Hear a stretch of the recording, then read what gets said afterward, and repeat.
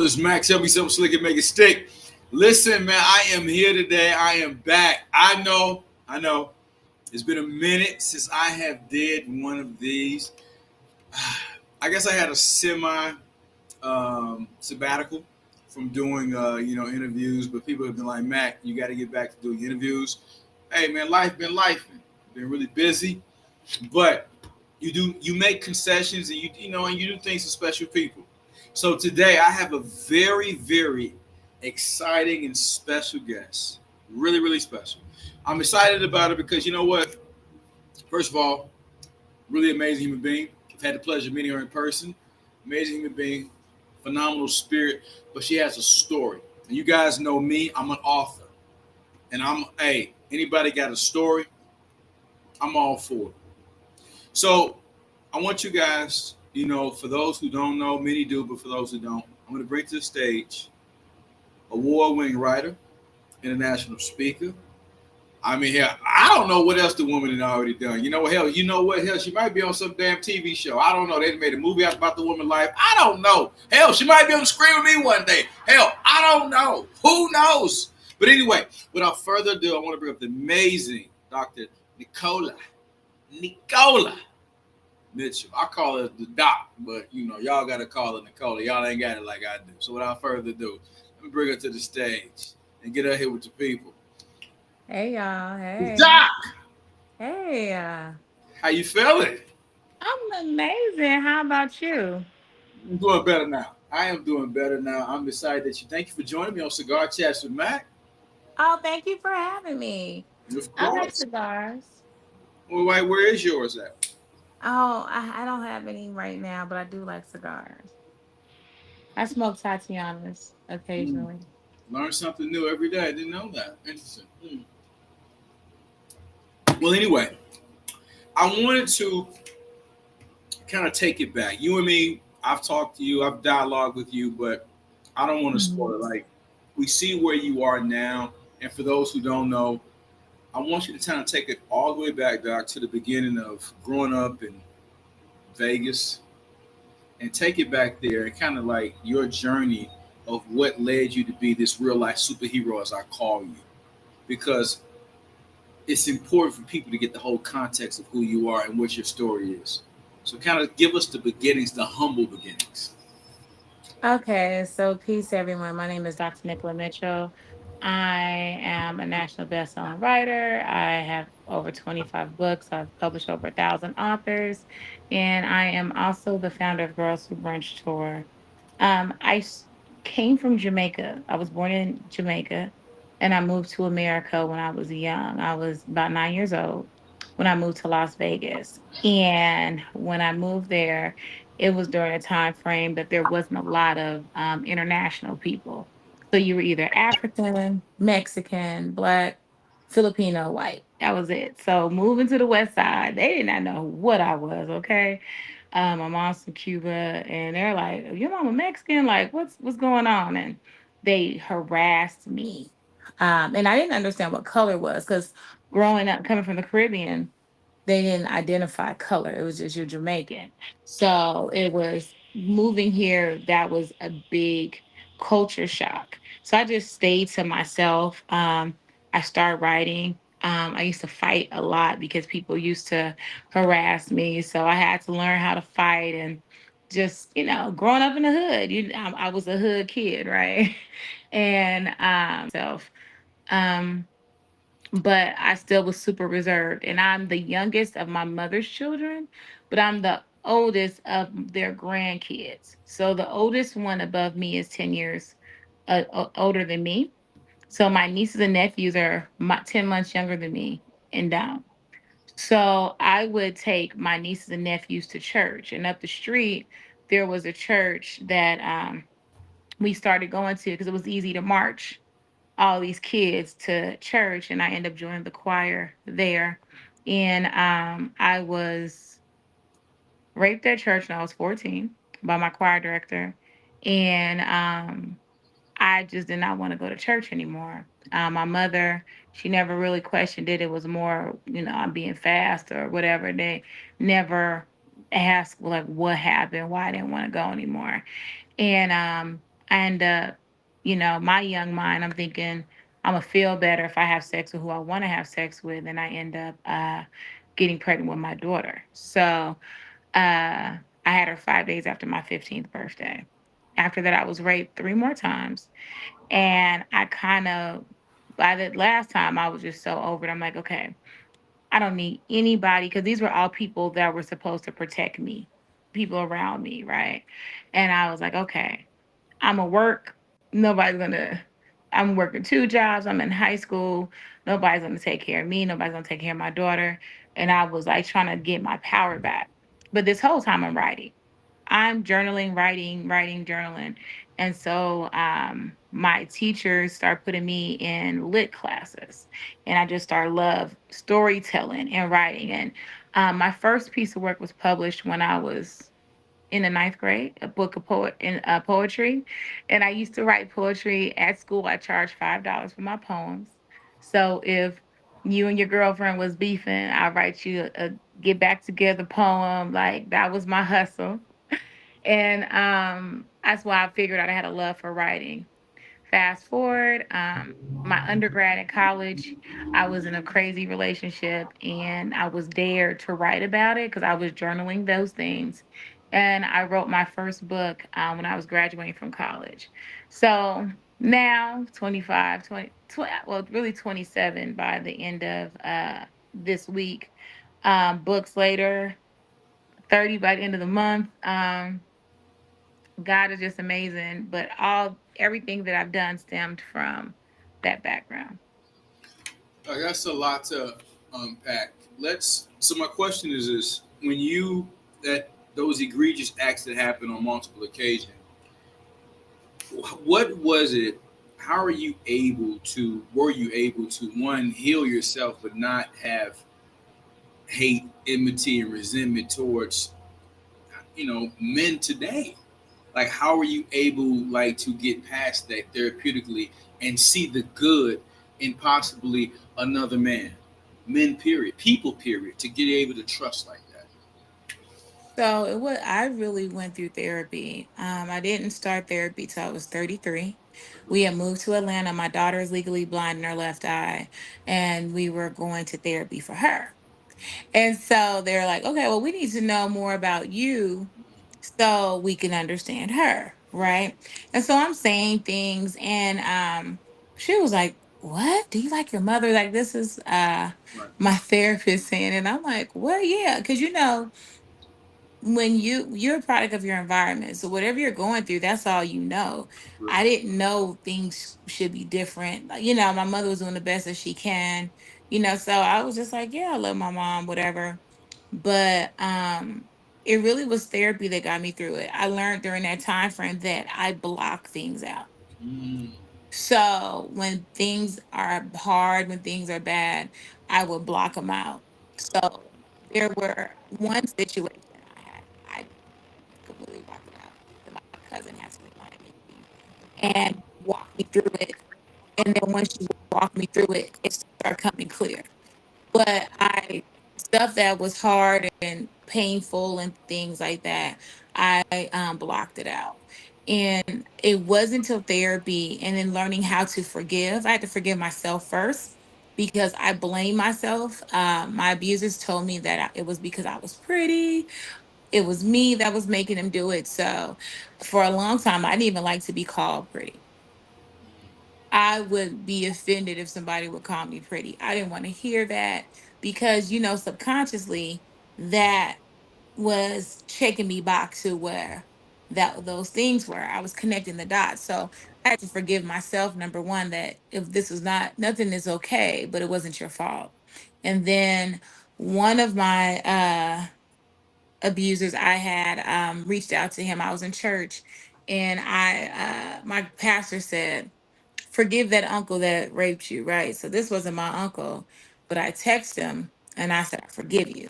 And the best thing that he could have done for me, and I may tell him this because he's still alive. I, I stay my distance from him. We're cordial, whatever. But he did not. He did not say it didn't happen. He acknowledged it. And that was the, I think that was the thing that healed me, because a lot of times people make you feel like you're crazy, that didn't happen, whatever, but he did not do that.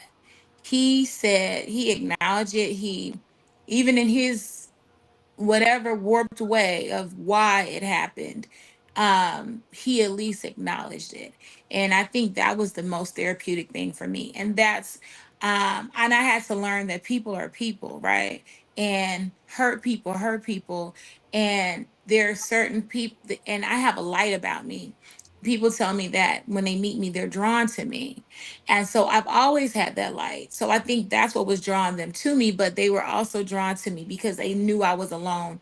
They knew I was responsible. I'm left cooking and cleaning and stuff like that, like I'm an adult when I was really a kid, right? So I just had to learn how to control that light and make it for good instead of, getting my power back. Wow. Thank you for sharing that. So, with you saying it was really therapeutic to want to obviously go to therapy. In our community, that has a stigma to it in so many Yeah. ways because we talk from day one. Hey, don't tell them folks your business. Keep that in the house. Hey, and that right there, we have suppressed so much generational trauma. Yeah. A huge proponent of therapy. So I one laud you and commend you for saying that, for being honest and standing in your truth and saying, hey, yeah, I had to break through and get therapy, but in doing that, it freed me. And the forgiveness that you gave, it wasn't about the other person, it was about you. Mm-hmm. It freed you. Mm-hmm. It emancipated you from that past. Yeah, it did. Now, this is the miraculous thing though. You took that pain and and it became a purpose for you. So Mm-hmm. let's talk about how you were able to take that, because some people take pain and it becomes a Same. and they stand and it becomes a problem. You took Mm-hmm. your pain and it became a purpose, Mm-hmm. and now you're emancipating and freeing other people. So how did this become your calling? How did you say, I'm going to help other women, other little girls that were just like me? So the funny thing is, I didn't know, Mm-hmm. right? I I always spoke to women. People always told me stuff that happened to them, even all the way down to my daughter's friends who may have been molested or whatever. They would come tell me. Everybody always felt comfortable telling me first. And so I always had like this gift of, listening and comprehending and, walking them through what to do. But I didn't know that this was what I was going to end up doing. When I started writing books, I started speaking to women. I started talking to domestic violence survivors, but I still never told what happened to me. I will always like give that motivational speech, but from the third party, never incorporated myself. So it wasn't until I was in Charleston, South Carolina at a book event and I was super low. My mother had just passed away and my son died 2.5 weeks before. So I didn't want to be there. Right. And I went to this event and these girls related to me, took to me. Some of them didn't even know pizza came in a box. And that was crazy. Modern United States. That's something you'll hear from a Caribbean girl, not somebody here. And so I said I was going to create an event for girls here in the States. Well, not even in the States, just for there. I'm gonna add this to my book tour. I'm gonna come back and do something, call it a day. And then I was like, I add Vegas because that's where I grew up in Atlanta. Boom, three. Take care of some kids, call it a day. I did not know that this was going to take over my life. But whenever you have a plan and you tell God what you're gonna do, He laugh at you and tell you what He gonna have you do. How about that? And by the time I went back to Charleston, I just told somebody, a girl that was at the book club event, and baby, when I said the venue she took me to was an event, it was a community event. There was a principal from a school, the manager from a community center, a guy from the school board, and a lawyer, all in this area that all said we're going to do this event. Gave me the green light. The school was next to the community center. The school board guy told me yes, so he was on the news with me. And so I did like a media tour, and then the lawyer rounded up his friends and they paid for it all at one event. So I was like, okay, God, I guess this is what I'm supposed to do. And I use my background in writing and media because I'm a blogger. At that time, I was listed as one of the top 5 bloggers in the United States by Black Enterprise. And I use those skill sets to make this event look bigger than life online. So by the time we hosted it in Charleston, we had 250 girls there. I got a proclamation and all these things. And then I had 9 other cities confirmed by the time I left Charleston. So that was your commission to say this is what I'm supposed to do. Yes and no. Because I thought it was just going to be like a one-time thing, right? We're going to do this, call it a day. But every time I went to a new city, I met some other girls and some other girls. And I used to do a fishbowl setting, and where meaning that they would do a panel discussion, and I would let them walk. I would have somebody walk around, pull their questions. They write their anonymous questions down. And some of them go from how did they start their business to what if your attacker comes to you at night? And I would get so many that it would be like Miss Nicola answer. Or one baby actually put the question in my hand. Like, this is for you, you know? And so answering these questions and hearing the trauma, I thought what I went through was traumatic. But this new modern day abuse is way worse than what I went through. So I felt every time I did another city, it was like, okay, you got to continue to do this. And it wasn't just the girls, it would be the women in the room. Like, these are lawyers, commissioners, council people. Baby, at the end of the event, come back to me and like, this happened to me, this happened to me, this happened to me. They're crying on the stage. It would just be so therapeutic. And so I really believe Girls Who Brunch really allowed me to openly talk about my trauma, because I never did that. I would talk about it. I acknowledged it and I forgave myself, but now I'm talking about it. It was because of the organization, and it was freeing the kids. The more open I became, the more open these girls received it. So with you always being a writer, and writing is cathartic. It's very cathartic. Do you encourage people, Doc, if they can't express it verbally, to just write it down? How how impactful has writing been, even before you verbalized it, even before you could articulate it or felt comfortable communicating that, intimating that to somebody? You wrote it. You wrote. How important, or where do you somebody say, well, Doc, I don't know where to start. Where do I start? What is your advice to somebody who says, I'm a neophyte. I've never done journaling. I never wrote anything down. What do you tell them? So I always say, here's the thing. What do you want the world to get out of what you're saying? Mm, What's your end results? And then that's how you just move backwards, right? And I'd go old school, make that circle, and you point in the middle, and then we're gonna do those lines. And what do we want to talk about? mm, Okay. So from those lines, now you can break that down some more. You could do another circle from that line, and now you do another line, and what are the points we want to talk about from those different things. And so then you can take, okay, from this circle, I want to talk about my childhood. This circle, I want to talk about my brother. This circle, I want to talk about my mother. And then you have pretty much came up with your chapters just by breaking it down like that. And then you can break it down even more. Okay, so this is a sub chapter. So in this chapter, I want these points to be broken down. But like I said, now we got the second set of lines. Now those are your points, your beginning, middle, end of your chapters.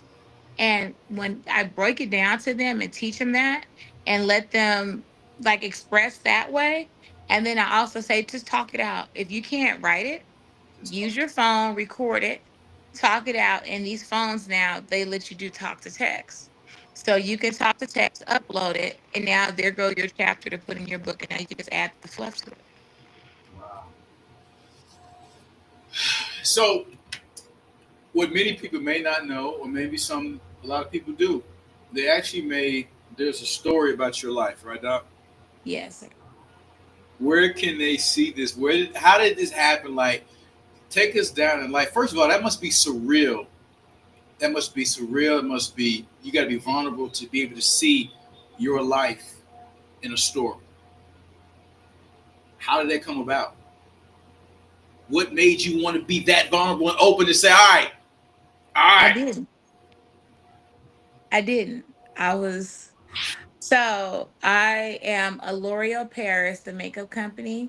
I'm a L'Oreal Paris Woman of Worth. So in 2019, I was awarded that award. And so they're like, what media campaigns do you want to go on? And so me being a black girl, I'm a black girl. I wanted to roll up Martin, Breakfast Club. I'm breaking down things like that. I'm like, yeah, let me. Rolling. They were like, no, we're gonna have you on Reader's Digest. I was like, Reader's Digest.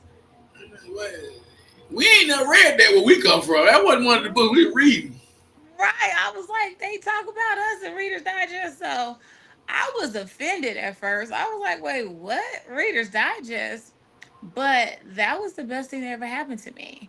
And when they did the article on me in Reader's Digest, the way I spoke about my mentor and how he saved me, they're like, is he still in your life? I'm like, yeah. He just recently passed, but at the time he was still in my life. So they did a second article on me and him.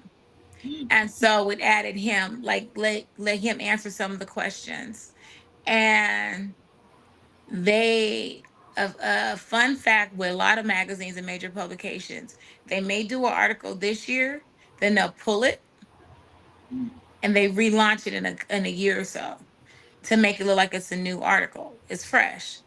And so the producer from Lifetime, that's where she gets all her content from, is Reader's Digest. And Wow. so it was freshly produced. Like the story was told, and the movie came out in 2023. So this was 2021, the end of 2021.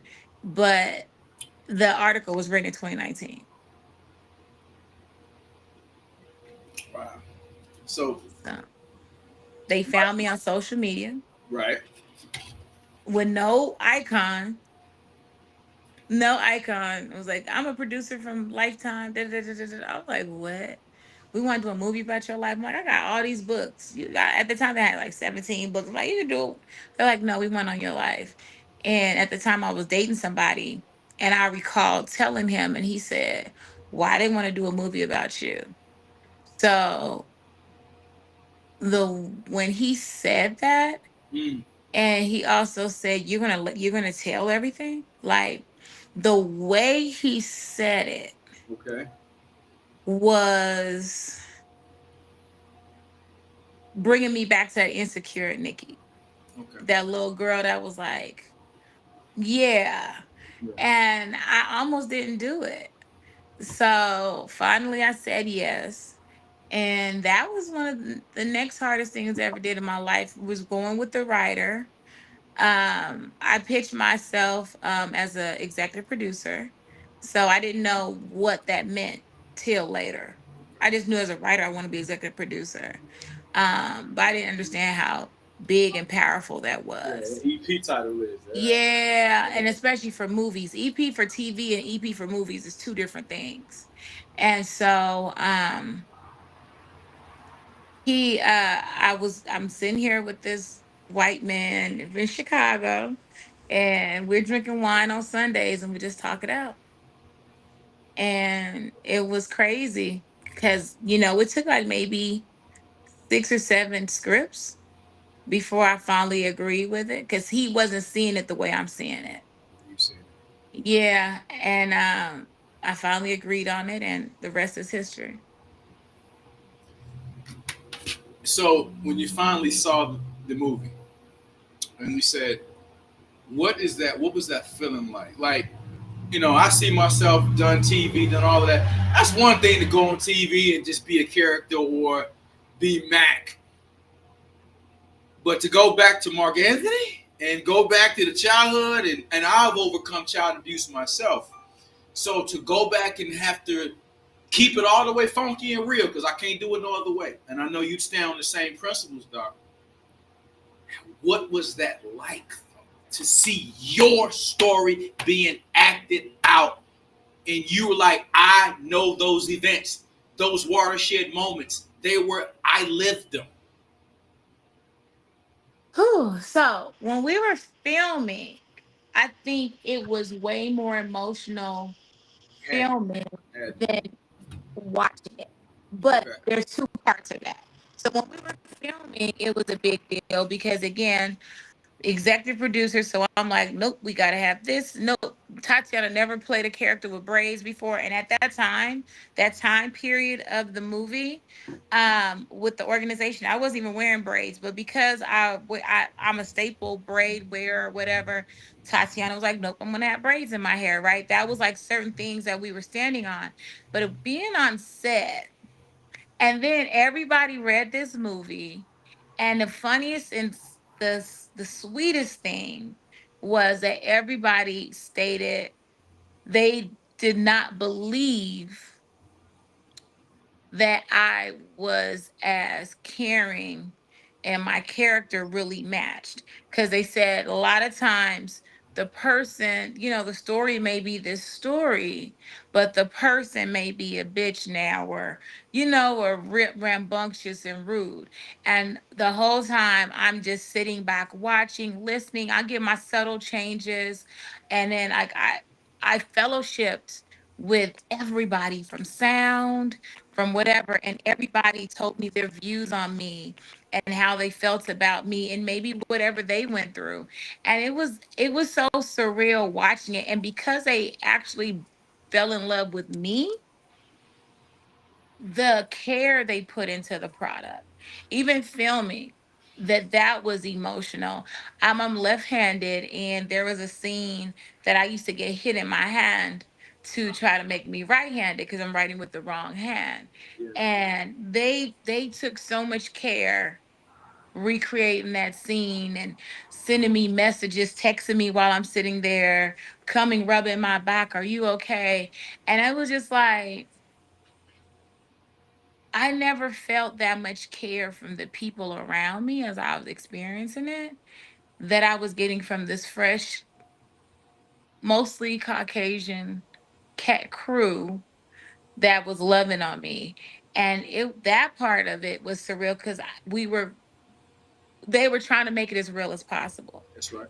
And I think that was emotional. The first time I watched it with Tatiana at Black Girls Rock, though, the final edit, they did it, they aired it at the film festival.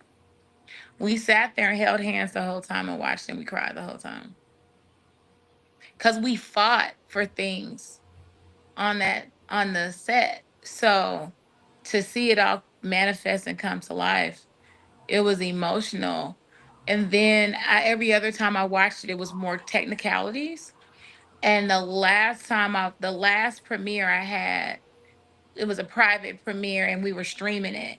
And it was like maybe 10 people there. Baby, when I said I was driving home and my daughter, I was at a red light and I just burst out crying. And I cried the whole time home. It was crazy. I mean, just thinking about that, you know, what that would be like and the vulnerability it takes to do that. The fear of somebody judging you That's right. from what we have that fear of what is somebody else going to think about what I've been through, right? And I had to overcome that. I still overcome that. Some people just jumped in my live earlier on TikTok from Pakistan because they watched my movie, and that is so crazy to me. That is still crazy to me. I'm alive and young enough to receive it and enjoy it and accept my flowers. Well, we want to give you your flowers because again, I always say valor is vulnerability and vulnerability is valor. You Yes. have to be. It takes valor to be vulnerable. Yes, I It agree. really does. It takes a lot of courage. And this just goes to say that we don't know why we go through things. And it's never for us. It's always to help somebody else. And for you to share your story you've impacted countless of lives. Everybody that's been impacted, you don't know them. You know, it's not possible for you to. But just think how many women you've impacted, even men. I mean, I ain't gonna just leave men, but we go through abuse too. Yeah. No, we deal with shit too. Yeah. So just that alone, that courage, I cannot commend you enough. What I want to talk about now a little bit, Doc, let's talk a little bit about you as a powerful speaker. Now, yeah, you're right, but they booking you. You booked and busy for speaking too. Yes. Which do you love more, or is not, or it's like picking your favorite child? There's no such thing. You love to speak more. You love to write more. I mean, what do you enjoy about? I know what you love about writing. Tell us about the speaking aspect. Speaking, it's so funny. So my mentor found me because I was jumped when I was pregnant with my daughter. So before you can go back to school, you got to fight everybody, or you gonna have hell. You got to fight everybody, right? So I fought each girl, and so the last one, her name was Poochie. So just think about what she looked like at the time. What was her name? Poochie. Oh, nothing I want to see, but go ahead. I know. Yeah. So Go ahead. Poochie had a thing, a brick taped to her arm and her jacket. It was under her. It was inside her jacket, Mm-hmm. and I didn't. Because by this time I'd have fought all out and won everybody. So she like, nah, I'm gonna protect myself, I guess. And she hit me with that thing, and I picked up. We're at the whole part. I'm trying to just get to my mom. I got off the bus. We're trying to get to my mom and her job, her second job, and that she attacked me. So I picked up this. I hit her with, I forgot what it was, a crowbar. I didn't know what it was. I just picked up something to get her off me because I felt like my head was ringing, right? And just trying to get her away from me. So the police came. So they take me to jail, right? So this is, I'm in high school. So you're supposed to go to the right. They take me to the other side. The police, because when he came and he seen this thing, her jacket is hanging off of her with this brick, whatever, and looking at me compared to her, again, I always say this is why I still work. This is why I do Girls Who Brunch, because I feel like God has saved me from so many things. He had angels watching over me in so many different That's real. aspects of my life, right? And that was one of them. And so instead of taking me where I probably would have been sitting somewhere in a juvenile detention, whatever, they sent me to the other side to go through a program called Trial by Peers. And going through Trial by Peers, I met my mentor, and he was also the president of Upper Bound, at UNLV. So he made me join Upper Bound, and then he had me doing oratory classes. He said, "You speak so well. You speak so proper." Because they used to joke I speak like a white girl back then, right? He was like, "You speak so well." He put me in oratory classes. He had me competing at NAACP AXO Youth Olympics for oratory. Who would have known 15, 16 years old, being trained how to speak publicly? I'm gonna be making money doing this in the future. And I never thought about it because I'm very shy. I'm an introvert. And so when I come into a room, I sit back. I mean, when I met you, you said it. I just sit back. I don't really say too much. You would never know who I am or what I do by me coming in a room. And even to this day, I could be the keynote.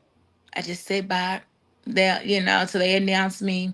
And but I know how to pull that crowd in. I know how to tell the story. I use every point. I'm on the stage. I start off on the stage. I bring props. I have a mirror thing. I have like a full mirror on the thing. I'm looking at the mirror. Got you guys looking at the mirror. Now I'm coming in the audience, walking through the audience. Now I'm bringing you into it. Now I'm getting back up. I bring music into it. Like I've learned how to do this. That they call me the doors of the church now open. That's the joke. They're like, when she finished talking, the doors of church now open. We gonna give whatever collection, right? And but it's I learned how to reel people in and with the storytelling. So I think the writing contribute to that because whatever speech I'm giving is a story. I'm telling the story. I'm bringing you in. I got people crying. I'm doing whatever, and then I'm bringing the empowerment and whatever out of it. And I love it.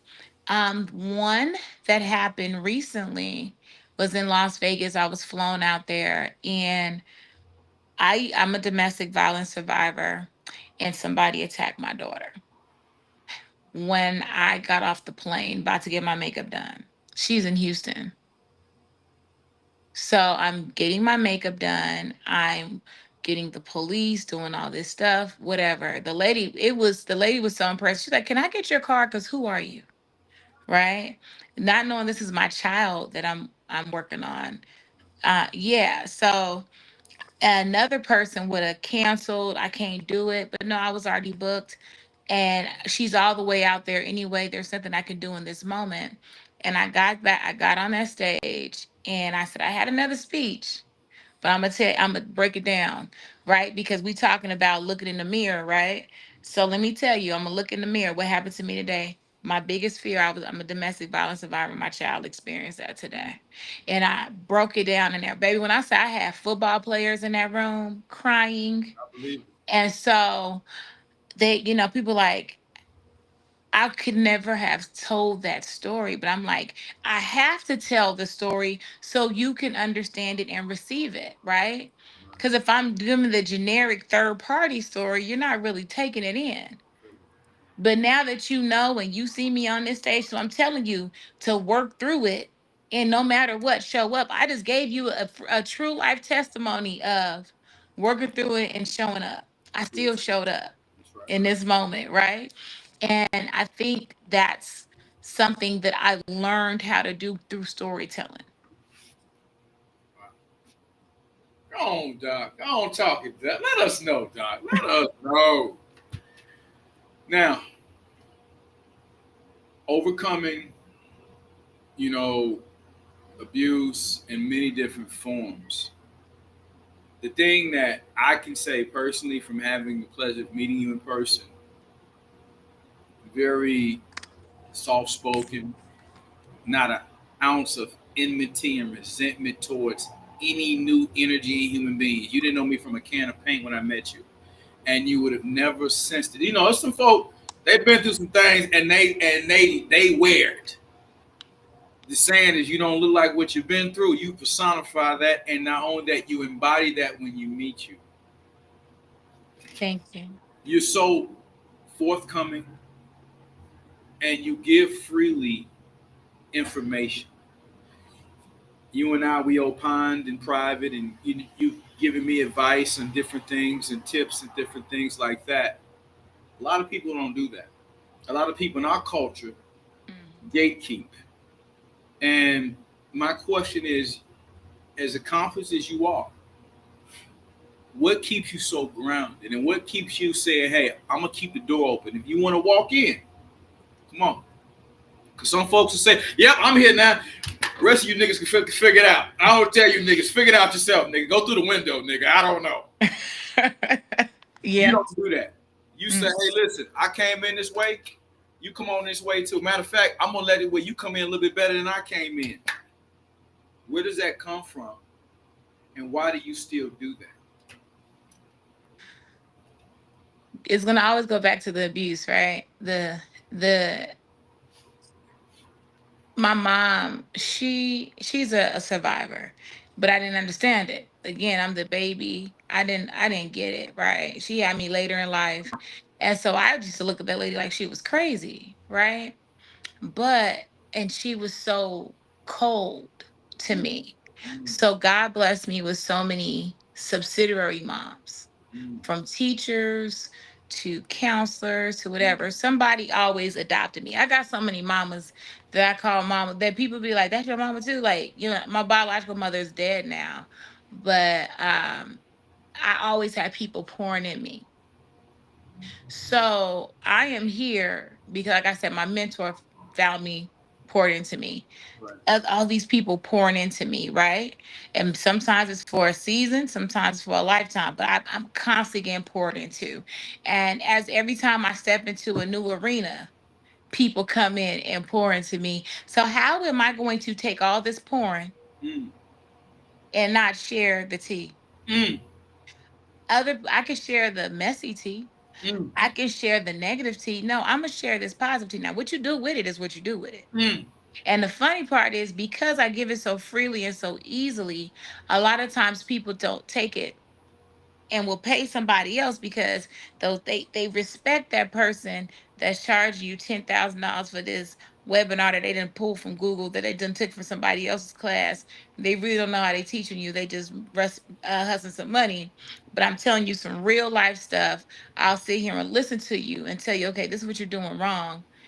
You're not going to take heed to that because I am giving it to you so freely. So I just feel like God, that He can give it to you and He could take it away. Amen. It has been taken away from me so many times and He has Mm. brought it back to me. So why am I holding on to something that is not mine to hold on to in the first place? Mm. Because God has the final say of what it is. So I think what continues my blessings is because I give back to anybody Yeah. and give it to you. I don't have to know you. I don't have to like you. There's not a motive. I don't even care what you do with it if I tell you. But I love hearing later on, you know, when you told me this happened. I love hearing that. That's my superpower. But I do it because somebody always pouring to me. So it's just me, my reciprocity back. Universal flow, baby. Give it out and come right back. Give it out and come right back. What's next for the good doctor? What we got coming up? Tell us about what's next. So I am currently on a tour for my new book, The Adventures of Legend. It's upstairs. I don't have one with me right now, but you can buy it on Amazon, Barnes and Nobles, Books a Million. It's about my grand dog. My daughter had this dog illegally at Savannah State University when he was this big. And I told her, I said, that thing gonna get huge. And he did. And they had to come home during COVID and I had to train him and he just so friendly, right? He is the friendliest dog. So I wrote a funny story about how he talked to the birds, the trees, and he was trying to get back to her. And it's about HBCU awareness. It's about the safetyness of dogs because people think 'cause they're big dogs that they're scary and safe and they're the most protective dogs. And it's the first in a 4-book series. Also, my new tour for the Bold and the Beautiful Mm. Blueprint for Girls Who Brunch that kicks off in July. Nice. And the premises of that tour is um, you're getting healing your mental, mind, body, and spirit. And so we are including plant-based learning. We're including the wellness component. I'm having doctors of different medical professionals do testing and administer exams on the kids and the adults there. The girls are being CPR trained in every city alongside their other classes, and I'm really excited about that because I have a condition with my heart, and when they diagnosed me with it, at first I was sad, but I'm like, okay, all the demographics of people that I service is in my events. So you know what? We're gonna get these black people getting tested, but not just for that. We're gonna have them lupus tested. We're gonna have them sickle cell tested. Whatever we can that affects us, I'm gonna have them be tested. So that's my new tour that I'm excited about. And then I'm just on a speaking tour right now as well. So oh, book me. I'm here. I'm a hoot. I'm gonna turn your event up. I crip walk in heels, and then I'm very proper at the same time. You know, West Coast all day, but it's a good thing. And then we're doing Girls Who Brunch Jamaica in December, so that's a huge piece that we're adding. That's gonna be our first time doing that. We're partnering with the government in Jamaica. Wow. Okay. All right. So you know what? We're gonna always end the show on something fun. You said West Coast. Give me your top five West Coast MCs of all time. My top 5 West Coast: Top five West Coast MCs from start to finish. West Kendrick, Coast. I need Keep the Sneak, Kendrick. Oh, that's Just for the with Bay him. Area right there. What they know I about was Keep the just with City? Keith. That's my homeboy. I was just with him in Vegas 2 weeks ago. Too. Okay. Dang. E40, of course. 40 water. Gotta have a 40. Bay Yeah. representing so far. 2 out of 3. All West Coast right. Vegas is is big for real. Is the hyphy movement, all that in Vegas. So yeah, Pac, of course, and Of course, Nipsey. Pop. That's a solid 5, Doc. That's a solid 5. That's a solid 5. That's a solid 5. Wow. Y'all heard it from her, man. She kicked the sneak, Pop, Nip, 40 water. Ooh, Yeah. Kendrick. Yeah. I was Ooh. with him at he performed at it was after the Millennium Tour. I forgot the club. But yeah, I went in with him. He's in a wheelchair. And we just had a great time. So it was dope. That's a solid list, though. So there y'all have it, y'all. Brains, beauty, and she know her hip hop, and she know her some good hip hop too. Make sure y'all book her. Doc, where can they find you? Please shout out your tag one more time so everybody can know where to find. Either I'm gonna list it, but still go ahead You shout can it out. follow me on all social media networks at Dr. Dr. Nicola, NICOLAM, as in Mary. My website is I am Nicola, that's NICOLA.com. Follow my organization, Girls Who Brunch Tour. That's on every social media platform, our website, and it's girls plural who brunchtour.com. We need donations. It takes $150,000 to for us to service all these cities, for all these girls to attend for free. So you can donate $5, $10, big money if you want to. We are having our fundraiser weekend in Atlanta in September. It's called the She Dreams Weekend. We have a celebrity basketball game, day conference, tutus and tennis shoes gala, and we're giving out the Presidential Lifetime Achievement Awards to some great change makers in the community. That's all in September, and you can find out about that at Girls Who Brunch. And yeah, just connect with me. I am a hoot. I am a good time. And my events, we are lit. We have DJs, we have performers, we have all that. The girls, they're having a good time. We're turning them up and we're subliminally teaching them. Please bring your baby. We need all volunteers, day of volunteers, speakers, uh, decor volunteers, caterer, people who want to donate for a good cause. We bring in girls raised from the sex trade, groups homes, and foster care, and we put them with girls from a better circumstance. We've serviced 48,000 girls worldwide. Woo! 48,000 girls worldwide. All right. Y'all heard it right there. Make sure you donate. And you slimy ass niggas, don't be in them DMs without, you better donate. You niggas say, all niggas ain't slick. I know it's about 15 niggas right here, nigga. I'm about to slide in the Doc DM. Hey, you better donate. Get your ass out them goddamn DMs. You better donate, you slimy ass niggas. All right. Bothering the good doctor with that bullshit. On that note right there, it has been a pleasure, Doc. Is there anything else you want to say before we get up out of chair today? Thank you Anything so else? much for having me. It is a plum pleasing pleasure to have you, Doc. Hey, you got to come back. The next book drop. We got to see I you got again. you. Next event. All All right. right. I got to feel y'all might see me the Doc somewhere down the future. You just never know with Mac. You just never know. You just never know. And on that note, y'all be blessed, man. Hey, make sure y'all like, subscribe, share this out, get it out to as many young women and men as possible. It's an amazing story. She's a walking testimony. Most times, testimonies we read about them posthumously. This is a real one. Let's celebrate. Let's get this woman her flowers while she can smell them. God